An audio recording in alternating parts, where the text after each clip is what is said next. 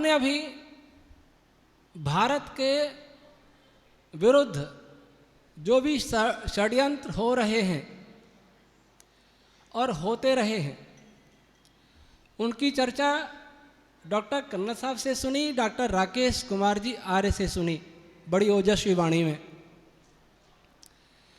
फिर भूप सिंह जी ने कन्नड़ साहब के विचारों की पुष्टि की। इस पर मैं विचार करता हूँ, मैं सोच रहा था किसी वेद मंत्र के माध्यम से बताने का प्रयास करूँगा कि राष्ट्र क्या होता है। राष्ट्र कहते किसको हैं? भूभाग को राष्ट्र नहीं कहते हैं, केवल भूभाग का नाम राष्ट्र नहीं है। और राष्ट्र बनता कैसे है और राष्ट्र में स्थायित्व सुख शांति कैसे प्राप्त हो सकती है। लेकिन वो धारा षड्यंत्रों की चलने लगी तो मैं उसी पर कुछ चर्चा करूंगा। उस मंत्र को मैं छोड़ता हूं। षड्यंत्रों के इतिहास से मैं परिचित नहीं हूं और मेरा विषय भी नहीं है, पर मेरा अपना अनुभव है कि यहूदियों से पहले भी भारत में पतन होने लग गया था। ये पतन हुआ कहां से? जब हमारा देश या विश्व सभी कुछ वैदिक था, केवल भारत में ही आर्य नहीं थे। ये बता दूं, आर्य नाम की कोई जाति संसार में कभी नहीं रही। आर्य जातिवाचक शब्द है ही नहीं, गुणवाचक है। जो वेदानुकूल जीवन जिया करता है उसे आर्य कहते हैं। जो वेद विरुद्ध आचरण करता है वो अनार्य दस्यु कहलाता है, और इसी को देवअसुर भी कह देते हैं। ये दोनों ही गुण कर्मों से, मंदोदरी भी रावण को आर्यपुत्र कहती हैं, माता सीता भी भगवान श्री राम को आर्यपुत्र कहती हैं, तारा भी बाली को आर्यपुत्र कहती हैं। इसका अर्थ क्या हुआ? आर्य कोई जाति नहीं है। जब कैकेयी वरदान मांगती है तो महाराज दशरथ भी कैकेयी को अनार्या कहते हैं। जब अर्जुन जी को मोह हो जाता है तो श्री कृष्ण उस मोह को अनार्यजुष्टम कहते हैं, अनार्यों द्वारा सेवित। अर्थात आर्य कोई जाति कभी नहीं रही विश्व में।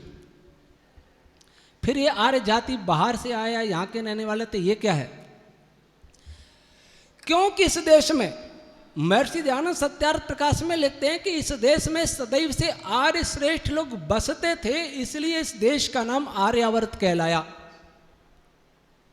श्रेष्ठ लोग बसते थे इसलिए आर्यावर्त कहलाया, और फिर उस आर्यावर्त की राष्ट्रीयता आर्य हो गई और भारत के निवासियों को आर्य कहा जाने लगा। पहले आर्य गुणवाची शब्द था, फिर आर्य राष्ट्रीयता सूचक शब्द बन गया। जैसे अमेरिकन, चाइनीज, जापानी, भारतीय, वैसे आर्य इस राष्ट्र की नागरिकता, राष्ट्रीयता थी। अब जब इस देश में आर्य बसते थे और यह देश सभी देशों का गुरु भी था, यह देश सभी देशों का चक्रवर्ती सम्राट भी हुआ करता था, यह देश सभी में समृद्ध भी था, इसलिए यहाँ विदेशी व्यापार के लिए आते थे। उस देश की ये दुर्दशा कैसे हुई? 1 अरब 96 करोड़ भारतीय परंपरा की मान्यता के अनुसार मानव सृष्टि, तब से आर्य परंपरा, वेदों की परंपरा चली आई, और उस परंपरा का नाश कुछ हजार वर्षों में कैसे हुआ, यह विचार का विषय है।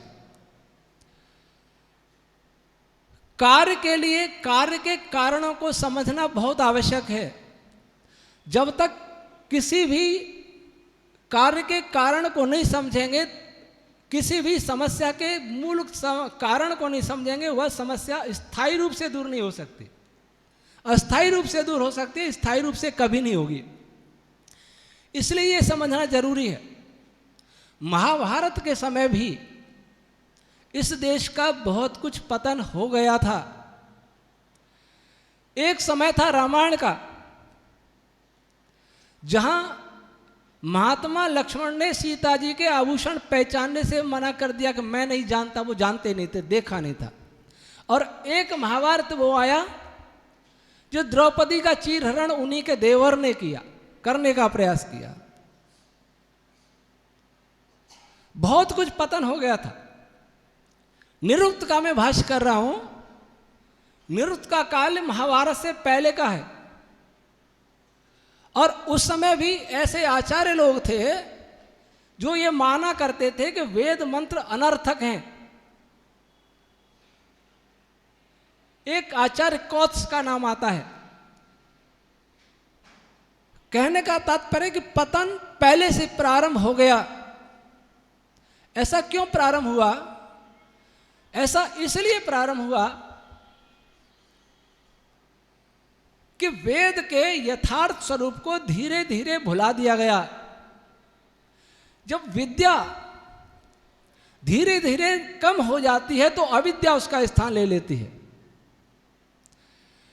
यह बात सत्य है कि भारत ने संपूर्ण दुनिया को ज्ञान, विज्ञान और चरित्र की शिक्षा दी, लेकिन यह बात भी उतनी ही सत्य है कि इसी देश ने सारी दुनिया में दुर्गुण भी दिए। हमारे ही विद्वानों ने वेदों के गलत अर्थ करके पशु बलि का प्रचलन किया, नर बलि का प्रचलन किया। जो यज्ञ पवित्र हुआ करते थे उसी हमारे भारत में, यज्ञ में, भारत में एक हाथ में तलवार हुआ करती थी, एक हाथ में वेद हुआ करता था या कर्मकांड के ग्रंथ हुआ करते थे, और पशु यज्ञशाला में काटे जाते थे। यह पतन किसी विदेशी ने नहीं किया, हमने स्वयं किया। हम भूल गए थे। लंबी चर्चा मैं नहीं कर पाऊंगा यहां। वेद और ब्राह्मण ग्रंथों को समझना, एक समय था जब वेद से ही वेद समझा करते थे। फिर समय आया कि वेद को समझने के लिए ब्राह्मण ग्रंथ रचे गए। फिर समय आया वेद को समझने के लिए निरुक्त लिखा गया। फिर समय आया कि दर्शन, उपनिषद आदि लिखे गए। लेकिन फिर समय आया कि ये दर्शन, उपनिषद और वेद भी हमारी समझ से परे होते चले गए। जब परे होते चले गए तो जिन वेदों में ज्ञान विज्ञान का भंडार था, उन्हीं वेदों में उन्हें अश्लीलता दिखाई दी, उसी में मदिरापान दिखाई दिया, उसी में मांसाहार दिखाई दिया, उसी में पशु बलि दिखाई दी, उसी में नारी और शूद्र अर्थात नारी और श्रमी वर्ग का अपमान दिखाई दिया। ये सारे पाप हमने दिए अपने भाष्यों में, और उन पापों को पढ़ा विदेशियों ने। मैंने भारतीय परिवार की एक वीडियो देखी थी, कर्नल साहब, वो बता रहे थे कि इल्यूमिनाटी वाले, जो वक्ता बोल रहा था, इल्यूमिनाटी वाले अपने को असुरों का वंशज कहते हैं, और वो कहते हैं कि देवों ने हमें भारत से निकाल के बाहर किया, अब हम उसका बदला लेंगे। ये बात आप भी कहते हैं। असुर देव थे भी, लेकिन कुछ हमने उसको बढ़ाया भी। ब्राह्मण ग्रंथों में देवासुर संग्राम आता है। वह देव का अर्थ है दृश्य पदार्थ, विजिबल मैटर, जो प्रिय विशाल कह रहे थे। असुर पदार्थ डार्क मैटर, डार्क एनर्जी। तो जहां कॉस्मोलॉजी की बातें थी, उनमें भी हमने इतिहास खोजने लगे। विज्ञान के ग्रंथों में इतिहास खोजा जाएगा तो हमारा विज्ञान समाप्त हो जाएगा, और इतिहास के ग्रंथों में विज्ञान खोजा जाएगा तो हमारा इतिहास समाप्त हो जाएगा। ये दोनों ही काम हमारे देश में हुए और आज भी हो रहे हैं। आपने नाम सुना होगा, पंडित मधुसूदन ओझा और मोतीलाल शास्त्री जयपुर राज पंडित थे, जयपुर राज घराने के। मधुसूदन ओझा ऋषि दयानंद के कुछ बाद थे, और उन्होंने, जयपुर नरेश ने उनको ऋषि दयानंद के विरुद्ध तैयार किया था। कभी शास्त्रार्थ नहीं हुआ। उनका लेख एक बार राजस्थान पत्रिका में पढ़ा। कपूरचंद कुलिस और इनके बेटे अभी गुलाब कोठारी ये लिखा करते थे, और भी लोग लिखा करते थे। तो एक प्रसंग आया, मैंने पढ़ा राजस्थान पत्रिका में, विज्ञान वार्ता नाम से लेख आते थे, सन 1991-92 की बात है। उसमें लिखा, आर्य समाजी लोग राधा कृष्ण के प्रसंगों की आलोचना करते हैं, वो भागवत को नहीं समझते, विज्ञान को नहीं समझते। वस्तुतः इसमें बहुत बड़ा विज्ञान है। फिर वो विज्ञान बताते हैं कि राधा चंद्रमा की चांदनी का नाम है और कृष्ण चंद्रमा का नाम। अब मैं उनसे पूछ, आर्य समाजियों को काटने के लिए ये तर्क दिया, कृष्ण किसको कहते हैं? चंद्रमा को। राधा किसको कहते? चांदनी को। चांदनी चंद्रमा से अलग नहीं हो सकती, यही है, राधा कृष्ण से कभी अलग नहीं होती। इसका अर्थ क्या हुआ कि जो महाभारत के जो कृष्ण है, गीता के गायक कृष्ण है, महाभारत के नायक कृष्ण है, हमारे पूर्वज कृष्ण, क्या वो चंद्रमा थे? अगर वो चंद्रमा थे तो हमारा इतिहास समाप्त हो गया। इसलिए इतिहास के ग्रंथों की वैज्ञानिक और आध्यात्मिक व्याख्या, एक पुस्तक लिखी है यथार्थ गीता, स्वामी अड़गड़ानंद जी हैं। उसमें कौरव और पांडव ऐतिहासिक पुरुष नहीं बताए, उनको बताया कि हमारे अंदर कौरव पांडव ये युद्ध चलता रहता है। अच्छाइयों का प्रतीक पांडव, बुराइयों का प्रतीक कौरव, और हर नाम का उन्होंने आध्यात्मिक अर्थ कर दिया। यही काम ब्रह्मा कुमारी करती है कि महाभारत काल्पनिक है। यही गांधी कहते थे, यही वामपंथी कहते हैं। इस सब में तालमेल कैसे? या तो इन लोगों को वामपंथियों ने तैयार किया, या फिर ऐसे पुराने लोगों ने वामपंथियों को पैदा किया। अब देखिए, इतिहास में अध्यात्म खोजने की बात, मेरे पिताजी की कोई वैज्ञानिक व्याख्या कर दे, अग्निव्रत की वैज्ञानिक आध्यात्मिक व्याख्या कर दी, तो मैं तो खत्म हो गया, मेरा तो अस्तित्व ही नहीं है। तो ये पागलपन हमारे देश में ही शुरू हुआ। अब उसी प्रकार विज्ञान की आध्यात्मिक व्याख्या, आपने रामायण में पढ़ा है, वाल्मीकि रामायण में भी है, अहिल्या उद्धार की कथा सुनी है ना। महर्षि गौतम की धर्म पत्नी जी का नाम अहिल्या था, और उन्होंने कोई कुकर्म किया, ऐसा लिखा है ना। गौतम ऋषि ने श्राप दे दिया, पत्थर बन गई। श्री राम ने चरण धूल लगाई, और वो स्त्री बन गई। श्री राम का चमत्कार बताने के लिए एक ऋषिका को, एक महर्षि की पत्नी को दुराचारणी बना दिया। देवराज इंद्र जैसे महान व्यक्ति को दुराचारी बना दिया। ये किसने किया? हमने किया।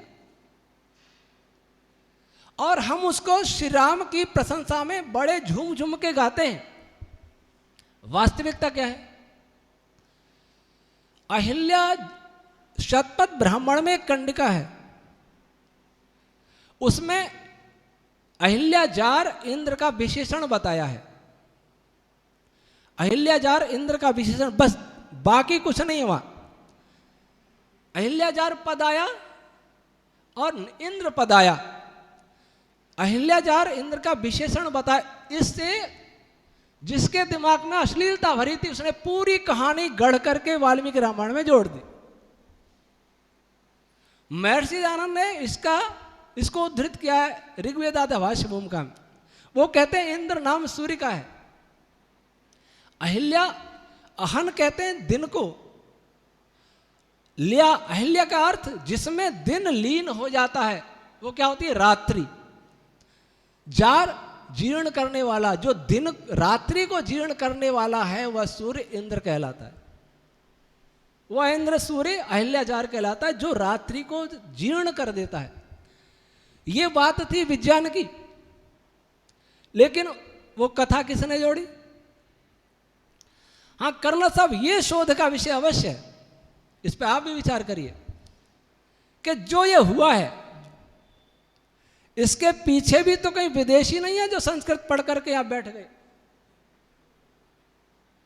इतिहास में रामायण महाभारत में बहुत प्रक्षेप है, मिलावट है। कुछ प्रक्षेप ऐसे हैं जो ऋषियों को, ब्राह्मणों को बदनाम करते हैं। द्रोणाचार्य का अंगूठा ले लिया, द्रोणाचार्य ने अंगूठा ले लिया एकलव्य से। द्रौपदी के 5 पति थे। कर्ण कुंती, कुमारी कुंती का पुत्र था। श्री राम ने शंभु का, निरपराध शंभु का वध किया था। श्री राम ने गर्भवती सीता जी को वनवास दे दिया था लोकोपवाद से बचने के लिए। ये स्वीकरण ही नहीं है, ये भारतीय आदर्शों के अनुकूल नहीं है, ये मिलावटें हैं। अब ये मिलावट करने वाला कोई भारतीय है, और ये मिलावट भी 2-2,500 वर्ष पुरानी है, 3,000 वर्ष पुरानी है। इतिहास नहीं जानता विदेशी कब से। विदेशी तो आते थे, पढ़ने के लिए तो आते ही थे, व्यापार के लिए भी आते थे। कुछ लोग यहां रह गए हों और मनुस्मृति में मिलावट आधी से ज्यादा, जिसमें इतना गंदा लिखा है शूद्र और नारी के लिए। इसके कारण तो मनुस्मृति जलाई डॉक्टर अंबेडकर ने।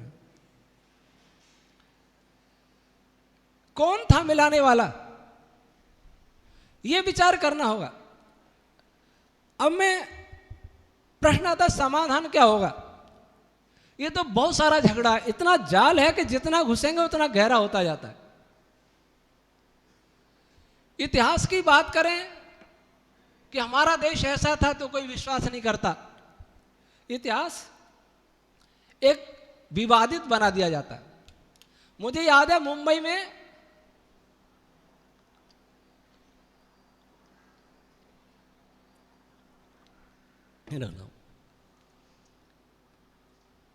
साइंस कांग्रेस शायद 2015 में हुई थी।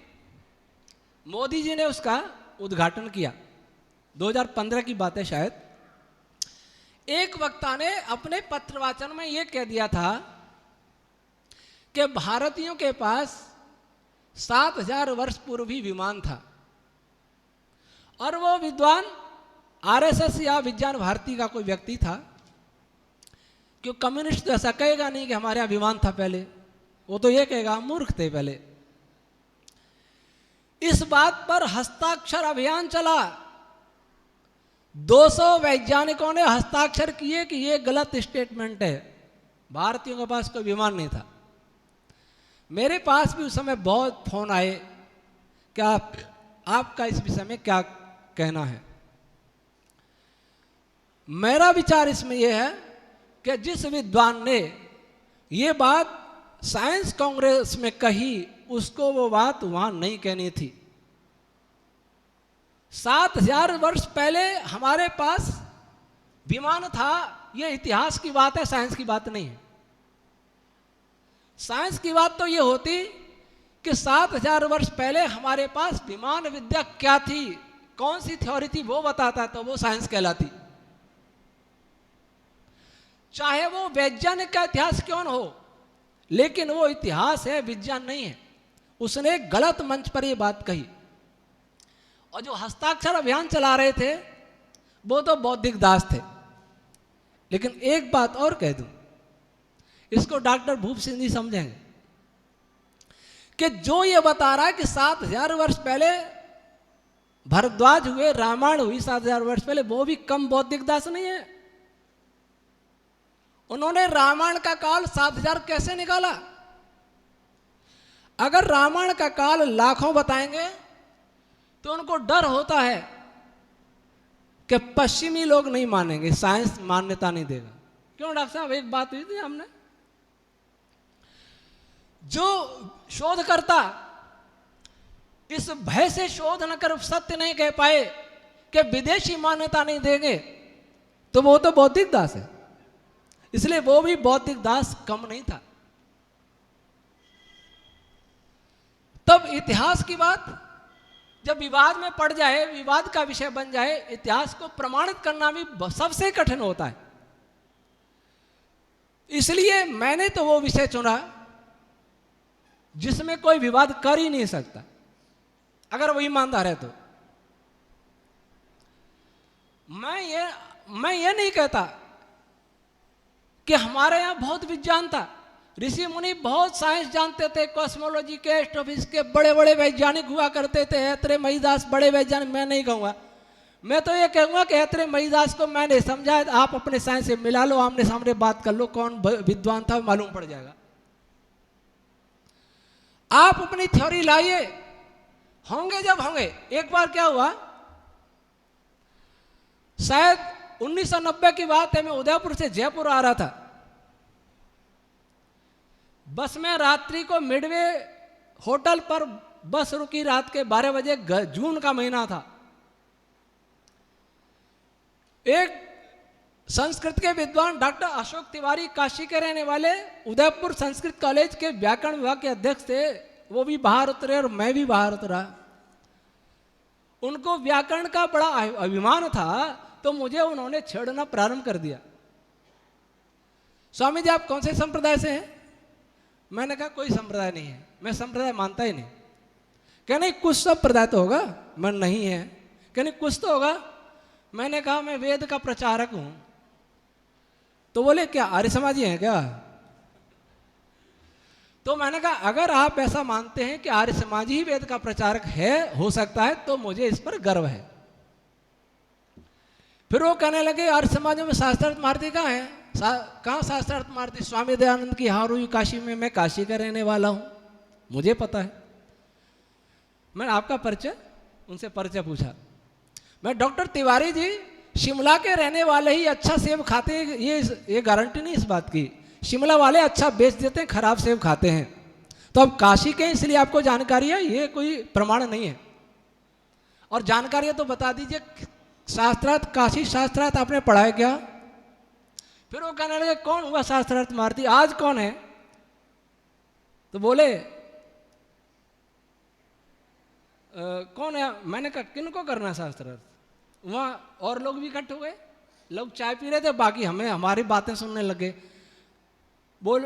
मैंने पूछा उनसे आप कौन शास्त्रार्थ करेगा? तो डॉक्टर तिवारी बोला मैं करूँगा।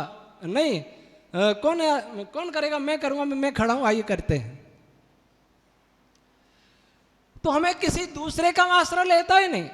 विज्ञान वालों को हम कहेंगे कि चलो पहले हम मूर्ख थे, कोई बात नहीं, तुम्हारे पूर्वज तो बंदर थे, हम तो मानते नहीं बंदर है। डॉक्टर सत्यपाल सिंह ने अच्छा कहा था संसद में कि आपके पूर्वज होंगे बंदर, हमारे तो ऋषि मुनि थे।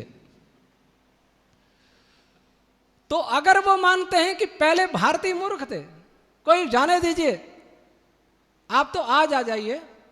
बहुत कुछ लूट लिया आपने हमारे विज्ञान को, लेकिन जो भी बचा उसके आधार पर यह डिबेट कर लीजिए। हम आपकी समस्याओं का समाधान करना चाहते हैं, इसलिए हम आपको हावी नहीं होने देंगे, क्योंकि हमें आपकी दुखती रग पता है। मैं भावा में TIFR में जो वर्षों जाता रहा, इसका कारण ये तो नहीं था कि मुझे उनकी कमी जाननी है, पर यह अवश्य था कि वे कहां तक पहुंच गए ये मैं जानना चाहता हूं। इन संस्थाओं का बड़ा नाम सुना था, नाम है भी, और वहां के वैज्ञानिक हैं भी बहुत अच्छे, जो मुझे मिले वो तो बहुत सज्जन थे। अब मैं इतने वर्षों में मैंने जाना कि आज के विज्ञान में जितनी गहराई में जाओगे उतनी ही समस्याएं दिखती जाती हैं, और हमारे विज्ञान में जितनी गहराई में जाओगे उतना ही उन समस्याओं का समाधान होता जाता है। तो आज जो भी यहूदी हैं, जो दुनिया पर शासन करना चाहते हैं, जो भी हमें बौद्धिक दास बनाना चाहे, बौद्धिक दास बन भी गए, और बौद्धिक दास उस स्तर के बन गए कि हम पागल हो गए, पागल। एक मुझे कहानी याद आती है, कहानी तो कोई भजनोपदेश सुनाते होंगे, पंडित जी ने भी शायद सुनाई होगी, लेकिन मुझे वो बहुत अच्छी लगी। आज के भारत के संदर्भ में, भारत ही नहीं कई देशों के संदर्भ में जो गुलाम हैं बौद्धिक, वो कहानी सुनाते हैं, कहानी के माध्यम से बताता हूं मेरे देश की स्थिति ये हो गई। एक नौकर सेठ जी क्या काम करता था। एक दिन सेठ जी ने किसी से कहा, किसी ने उस नौकर को कहा कि सेठ जी आज बहुत दुखी थे। क्यों दुखी थे? कि ये कह रहे थे कि हमारे नौकर की पत्नी विधवा हो गई। वो नौकर बोला, नौकर रोने लगा कि मेरी पत्नी विधवा हो गई। तब किसी साथी ने कहा कि तू जिंदा है, पत्नी विधवा कैसे हो जाएगी? फिर कहा बात तो तेरी भी सही है कि मैं जिंदा हूं जब तक पत्नी विधवा कैसे होगी, लेकिन सेठ जी ने कहा है तो सही तो होगा ही, क्योंकि बात सेठ जी ने कही है। वो सेठ जी का बौद्धिक दास था। आज हम कहते हैं कि किसान खड़े हैं लाखों, बिना मास्क, बिना सोशल मीडिया, कुछ नहीं हुआ। लेकिन वैज्ञानिक करें तो महामारी तो है ही, बीमारी तो है, बताऊं महामारी तो होगी ही। सरकार से पूछो तो वैज्ञानिक कह रहे हैं, वैज्ञानिकों से पूछो तो WHO कह रहा है, तो महामारी तो है ही। एक उदाहरण है, किसी भी रामायण में शंभुक ने ये शंभुक को मारा, ये किसी ने जोड़ दिया। और हमने कहा कि भाई रामायण में लिखा, और वो एक कथावाचक भी ऐसा कह रहा था, और उसका भी दादा गुरु भी ऐसा कह रहा था, तो सही तो होगा ही। ये हमारा पागलपन की सीमा तक पहुंच गए। जो साइंस, पश्चिम का साइंस जो कहता है, उसे हम इतना प्रामाणिक मानते हैं कि अपनी बुद्धि को गिरवी रख देते हैं, दूर रख देते हैं। मेरा सूरत यूनिवर्सिटी के साइंस फैकल्टी में व्याख्यान था 16 दिसंबर 2006 को। उसी समय स्पेस एक्सपेंशन पर या किसी पर नोबेल पुरस्कार मिला था अमेरिका के वैज्ञानिकों को, एक वैज्ञानिक को। तो मैं स्पेस ब्रह्मांड के प्रसार का खंडन कर रहा था। एक MSc बायोटेक्नोलॉजी का छात्र उठ के खड़ा हुआ, वो कहने लगा कि इस पे तो नोबेल मिला है जिसका आप खंडन कर रहे हैं। तो मैंने कहा नोबेल पुरस्कार से न प्रभावित होने की जरूरत है, न भयभीत होने की जरूरत है। नोबेल मिलता है, उसका खंडन आता है, उस पर भी नोबेल मिल जाता है। तो वहां के प्रो वाइस चांसलर थे प्रोफेसर जयेश जी देशकर। उन्होंने बाद में कहा, विद्यार्थियों से कहा कि जिस प्रकार से आपने स्वामी जी से प्रश्न किया, क्या हम लोगों से कभी प्रश्न करते हो आधुनिक फिजिक्स पर? जैसा हम पढ़ाते हैं वैसा पढ़ लेते हो, जैसा पुस्तक में होता है वैसे पढ़ लेते हो, उसमें तर्क क्यों नहीं करते हो? यह बौद्धिक गुलामी। तो बौद्धिक गुलामी सबसे भयंकर गुलामी है। जो बुद्धि का गुलाम हो जाएगा वो राजनीतिक भी गुलाम होगा, और आर्थिक भी गुलाम होगा, सामाजिक भी गुलाम होगा। इसलिए इस बुद्धि को खोलने की जरूरत है। और बुद्धि खोलेगा हमारा वही विज्ञान जो हमारे पास था, किन्हीं भी कारणों से नष्ट हुआ, लेकिन आज भी हमारे पास उतना हो सकता है। फिर मैं ये कहूंगा कि ऐसी कोई जादू की छड़ी नहीं है कि हम वेद विज्ञान को दुनिया के सामने इतना एकदम प्रकट कर दें। हमारे पास अभी कोई मैकालिक शिक्षा का कोई विकल्प मेरे पास भी नहीं। मुझे लोग कहते हैं मैकालिक शिक्षा नहीं पढ़नी, आप सिलेबस बनाओ, मैं कोई विकल्प नहीं है। मैंने एक नींव रखी है। आपने मैकाले को गाली देने वाले बहुत वक्ता हैं देश में, लेकिन उनसे पूछो आपके बच्चे कहां पढ़ते हैं और आप कहां पढ़े? व्यवस्था है, इसका विकल्प बनाना होगा। मैकाले ने भारत को बदला, 100-150 साल लगे। 1835 की उसकी योजना थी। 1835 2020-21 में बहुत अंतर आ गया। भारत क्या हो गया? आज से 100 साल पहले के पूर्वज हमारे प्रकट हो जाए तो भूल ही जाएंगे वो अपने देश में आए। यहाँ का खान पान, यहाँ की वेशभूषा, यहाँ की परंपराएं, आचार विचार, यहाँ की शिक्षा, चिकित्सा, सभी कुछ बदल गए। तब बहुत साल लगे। तो क्या एकदम उस प्रणाली को खत्म कर सकते? नहीं कर सकते। एक कीड़ा होता है, वो अगली टांग जमा लेता तब पिछली उठाता है। आज अगली टांग जमाने का हम प्रयास कर रहे हैं। शिक्षा, मेन आधार शिक्षा, और शिक्षा में भी सबसे बड़ा जो विषय होता है विज्ञान ही होता है। जिन यहूदियों की बात करना साफ कर रहे थे, और यहूदी भी एक अभिमान में भी है कि उनसे बुद्धिमान कोई जाति संसार में नहीं है। और ये लग रहा है कि धीरे धीरे हमारा देश राजनीतिक रूप से भी गुलाम हो जाएगा। वैसे तो गुलाम ही है, नीतियां उन्हीं के अनुसार बनती हैं, लेकिन पूरी तरह गुलाम हो जाएगा। परंतु उसका उपाय क्या है? उसका उपाय है कि बुद्धिमान को और बड़ी बुद्धि का चमत्कार बताओ तो उनका दिमाग ठिकाने आएगा।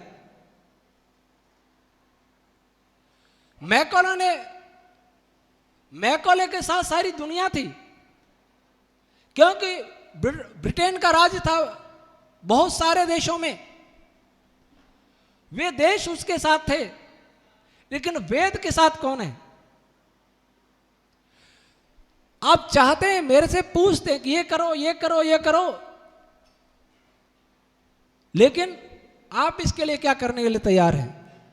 आपकी क्या भूमिका होनी चाहिए? देश जैसा भी है, इसको बचाने में आप क्या कर सकते हैं? वे लोग विदेशों से कितना पैसा आ रहा है हमारे इतिहास को बदलने में, हमारे इतिहास को विकृत करने में, हमारे विज्ञान को छुपाने में, हमारे संस्कारों को बदलने में कितना खर्च कर रहे हैं? आप क्या कर रहे हैं? एक वो आतंकवादी हैं जो परिवार का मोह छोड़ देते हैं, उनको धन से, उनको किसी की कोई लालसा नहीं होती, एक ही लालसा है अपने मजहब के लिए मर जाएं। आप क्या कर सकते हैं? इसलिए हम लोगों को, हम भारतीयों को यह विचार करना होगा कि बीज बिना वृक्ष कभी नहीं उग सकता। यह बीज जो वेद का था, जो हमारे पास था, जिससे बड़ा वृक्ष, विशाल वट वृक्ष के नीचे शीतल छाया में समूचा विश्व सुखी रहता था, आज वो बीज भी मिट गया है और वृक्ष भी मिट गया है। लेकिन बीज यूं मिट गया है कि जिस ग्रंथ का मैंने भाष्य किया वो ऐतरे ब्राह्मण अब छपना भी बंद हो गया है। शायद आर्य समाज तो छापता नहीं, पौराणिक सनातनी कहलाते हैं, वो छापते हैं, लेकिन वहां भी छपना बंद हो गया।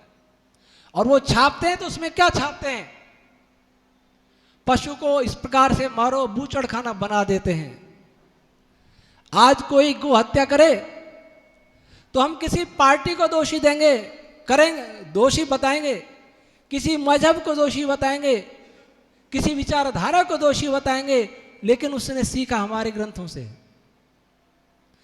स्वामी विवेकानंद ने पत्रावली में लिखा था कि 5 ब्राह्मण एक गाय को चट कर जाते थे। मेरे पास है पत्रावली, किसको दोष दें? वो हमारे राष्ट्र पुरुष हो गए। जब ऐसे राष्ट्र होंगे तो राष्ट्र रसातल में निश्चित रूप से जाएगा।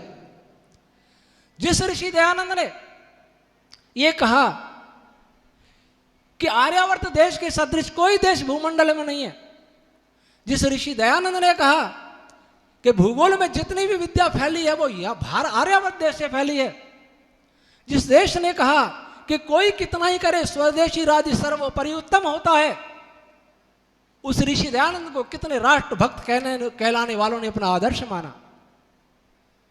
जिस ऋषि दयानंद ने केवल राष्ट्र की ही बात नहीं कही, जिस ऋषि दयानंद ने केवल समाज सुधार तक की ही बात नहीं कही, जिस ऋषि दयानंद ने वेद की बात कही और गर्भाधान से लेकर के मृत्यु तक सारे एक जीवन शैली उन्होंने बताई, एक जीवन सारे एक समाज व्यवस्था दी, एक राजनीतिक व्यवस्था बताई, आर्थिक व्यवस्था बताई, गो कृषि पर्यावरण रक्षा के लिए उन्होंने गो कृषि गो कृषि आदि रक्षणी सभा बनाई, उस ऋषि दयानंद को देश भूल गया।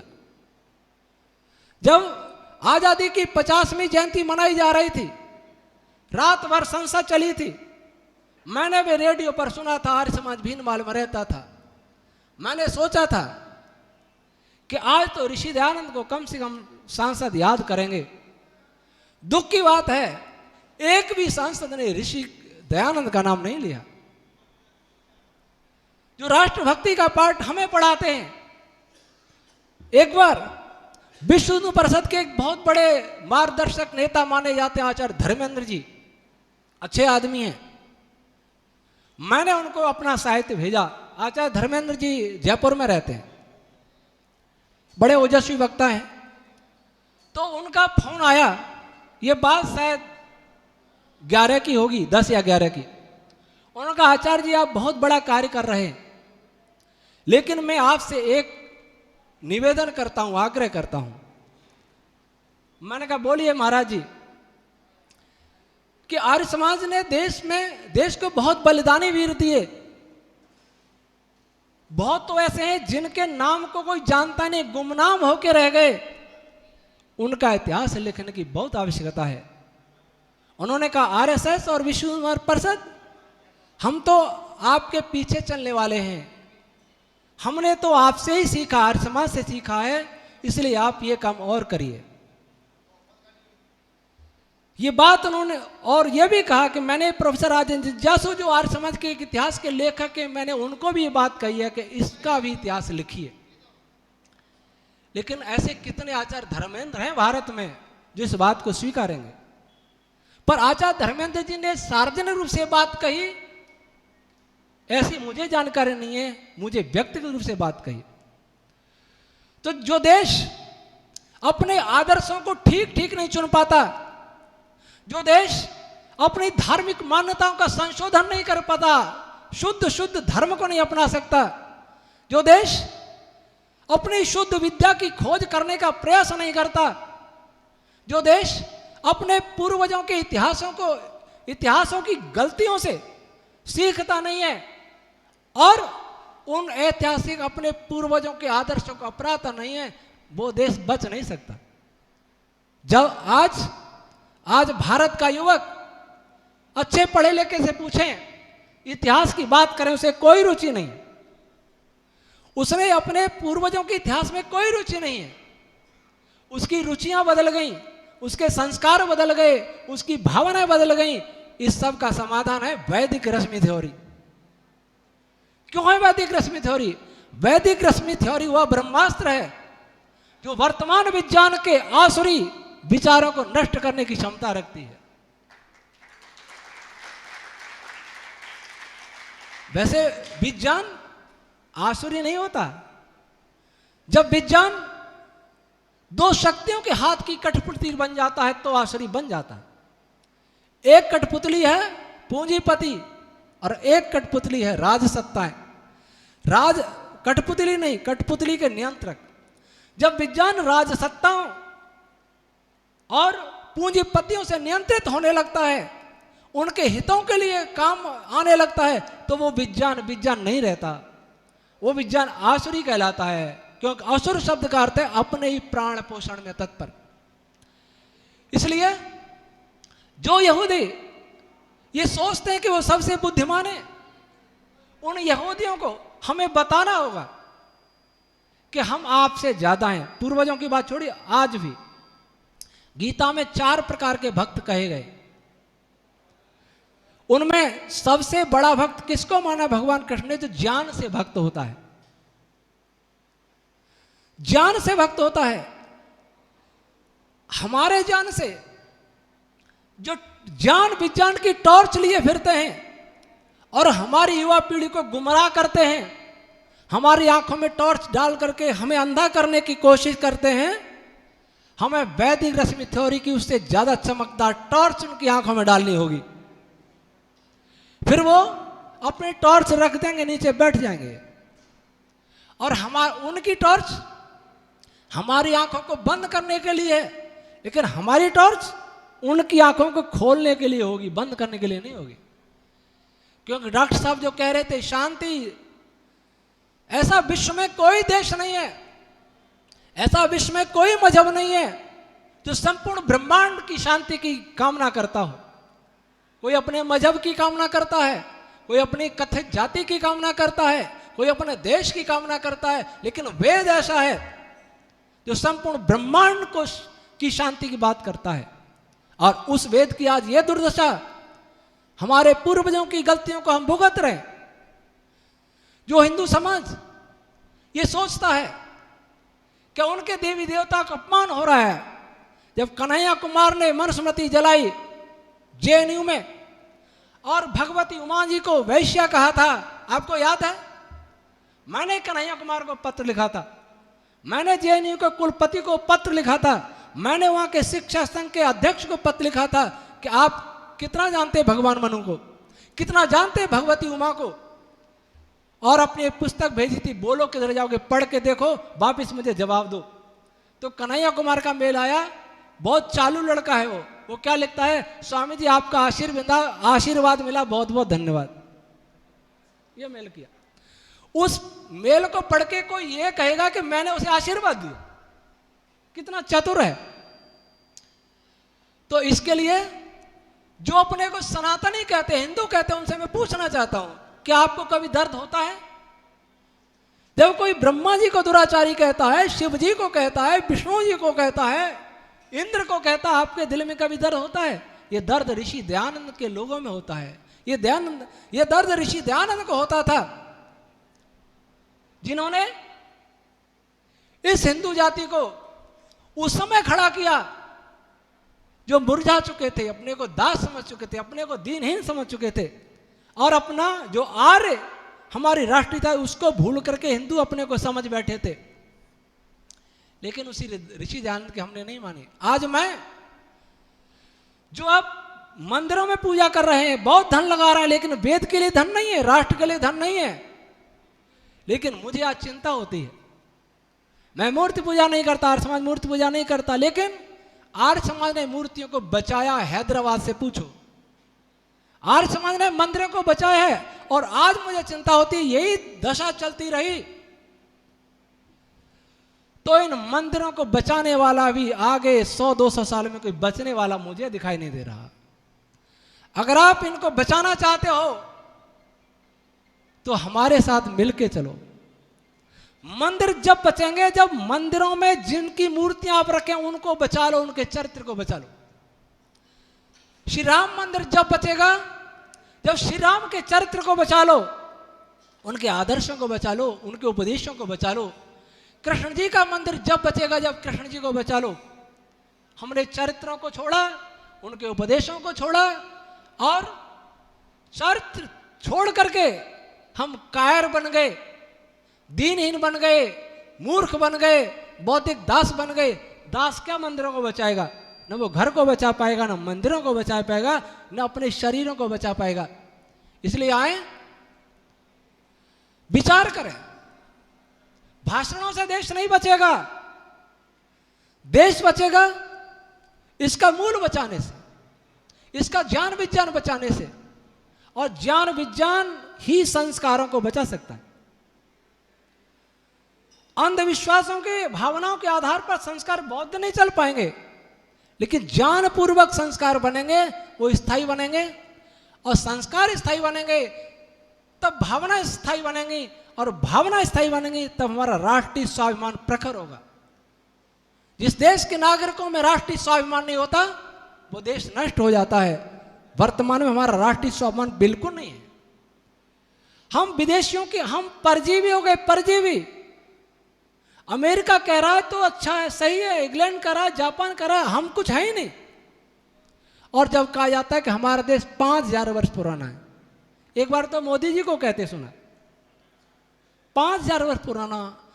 हमारे देश वक्त प्रधानमंत्री को यही नहीं पता कि देश कितना पुराना है, वो दुर्भाग्य नहीं तो क्या है।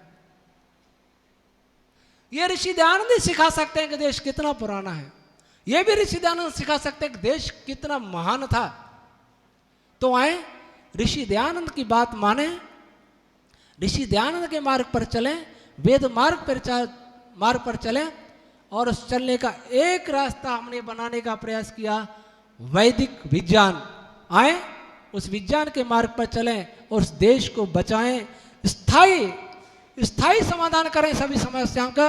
ईश्वर हमें शक्ति सामर्थ्य दे। ओम शम।